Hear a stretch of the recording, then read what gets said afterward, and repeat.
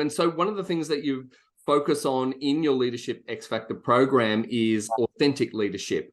And so I wonder, what are some of the things that you see that get in the way of leaders being able to be authentic?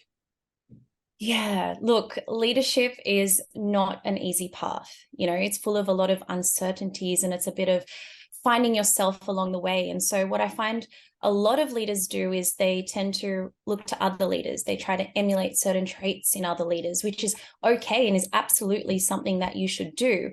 However, I think the real missing piece there is actually linking it back to your authenticity and your authentic leadership presence by looking at things like your natural strengths, weaknesses, passions, challenges, and combining that all together to actually form your unique brand of leadership. And I find that that's the best way to be a leader, to be yourself. It will give you confidence, it's lasting, and it's something that you can take with you throughout your entire leadership career.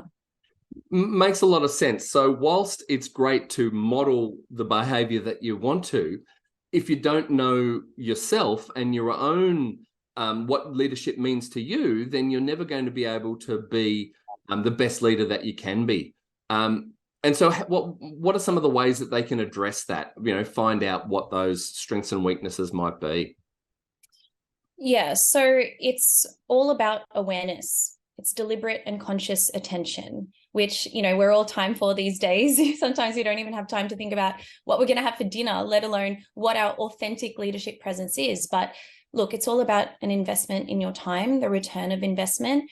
And whilst it might not seem like a priority amongst all the daily functionalities that you have to go through, it is a critical key component. So it does very much start with self-awareness and possibly getting someone to help you with that self-awareness.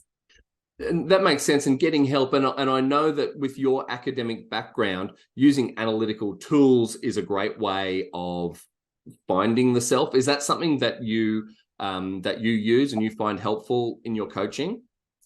Yeah, I mean, I use a lot of science-based structures and approaches, and I have developed my own scorecard, which is a series of 18 quick questions to help you not only identify key components of your authentic leadership presence, but, you're missing soft skills, where you are in your structured career development plan. It's that whole holistic, complete view. And it's only something that takes a few minutes and gives you a lot of insight. So if someone is struggling with any of these parts on their holistic leadership development journey, the scorecard would be a good place to start.